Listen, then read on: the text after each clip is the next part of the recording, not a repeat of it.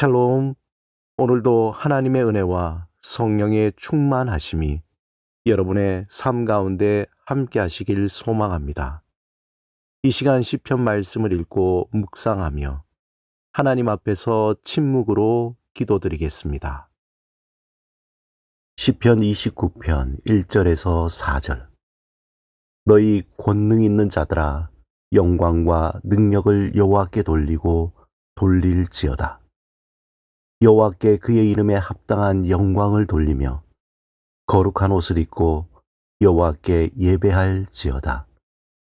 여호와의 소리가 물 위에 있도다. 영광의 하나님이 우레소리를 내시니 여호와는 많은 물 위에 계시도다. 여호와의 소리가 힘 있으며 여호와의 소리가 위엄차도다.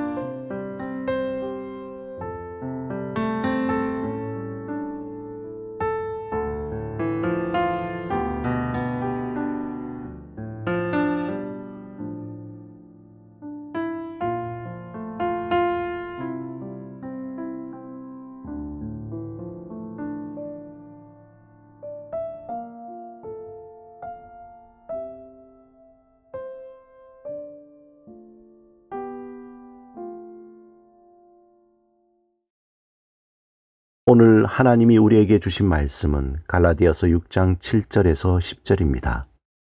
하나님의 말씀을 경청하시기 바랍니다. 스스로 속이지 말라. 하나님은 업신여김을 받지 아니하시나니 사람이 무엇으로 심든지 그대로 거두리라. 자기의 육체를 위하여 심는 자는 육체로부터 썩어질 것을 거두고 성령을 위하여 심는 자는 성령으로부터 영생을 거두리라. 우리가 선을 행하되 낙심하지 말지니 포기하지 아니하면 때가 이름에 거두리라. 그러므로 우리는 기회 있는 대로 모든 이에게 착한 일을 하되 더욱 믿음의 가정들에게 할지니라. 불후의 명작소설 빙점의 작가 미우라 아야코는 작가로서 화려한 삶을 살았습니다. 하지만 그녀는 24살 때부터 13년 동안 폐결핵과 척추 질병 등으로 병상에 누워 천장만 바라보며 살아야만 했습니다. 그녀는 요양 생활을 하는 동안 하나님을 만나 불후의 명작 소설 빙점을 쓰게 됩니다. 인간의 원죄와 용서를 그린 빙점은 1963년 아사히 신문사 소설 공모전에 당선되어 입상한 이후에 71만 부라는 기록적인 판매를 보이며 우리나라에서도 1965년부터 2004년 사이 수많은 번역본으로 출간이 되었습니다. 그런데 그러한 기록적인 성공으로 이름을 알렸지만 미우라 야코는 움직이는 종합병원으로 불렸습니다.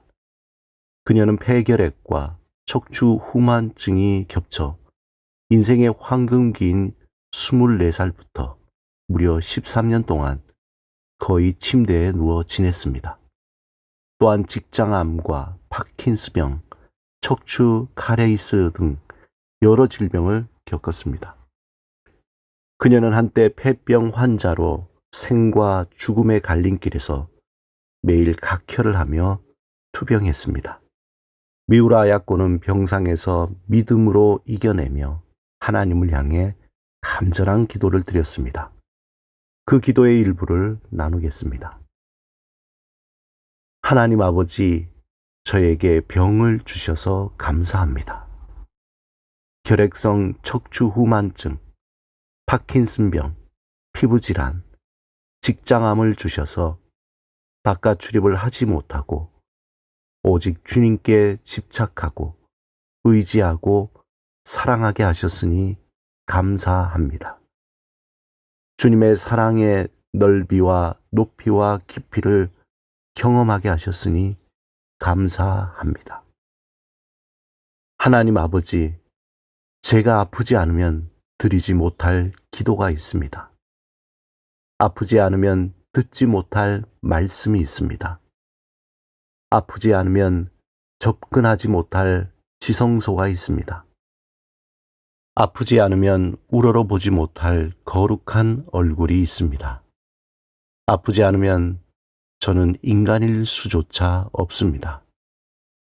하나님 아버지, 저는 아팠기 때문에 기도했습니다. 아팠기 때문에 하나님의 말씀에 귀를 기울였습니다. 아팠기 때문에 하나님께 예배드렸습니다. 아팠기 때문에 거룩한 하나님의 얼굴을 만나볼 수가 있었습니다. 제가 아팠기 때문에 신앙을 갖고 감사하는 인간이 될 수 있었습니다. 하나님 아버지, 저의 아픔과 고통 속에 더 깊은 기도가 있었습니다. 더 큰 은혜와 사랑이 있었습니다. 감사가 있었습니다. 찬양이 있었습니다. 내면에서 점점 커지는 빛이 있었습니다. 기쁨의 글이 있었습니다. 미우라 아야코가 이렇게 기도할 수 있었던 것은 그의 능력이 아닌 성령의 능력으로 가능했던 것입니다. 그런 극한의 상황에서 인간으로서 도저히 할 수 없는 생각과 마음의 태도, 행동입니다. 하지만 미우라 아야코는 성령의 큰 능력으로 그 모든 고통과 절망과 아픔과 슬픔을 이겨냈습니다. 세상에는 자신에게 부여된 힘으로 다른 사람을 억압하고 자신의 욕망을 채우고 악행을 저지르는 사람들이 있습니다. 하나님의 자녀된 우리는 오직 하나님의 영광을 위해 성령의 큰 능력으로 성령의 열매가 우리 안에 맺히기를 사모해야 합니다. 날마다 작은 씨를 심듯이 성령님과 동행하며 성령의 큰 능력으로 하나님의 영광을 위해 행동하시기 바랍니다. 대단한 것이 아니라도 좋습니다. 하루에 10분 하나님과 만남을 가지는 것이 성령의 큰 능력으로 행하는 것입니다. 하나님께 작은 것에도 감사하며 찬양하는 것이 성령의 큰 능력으로 행하는 것입니다.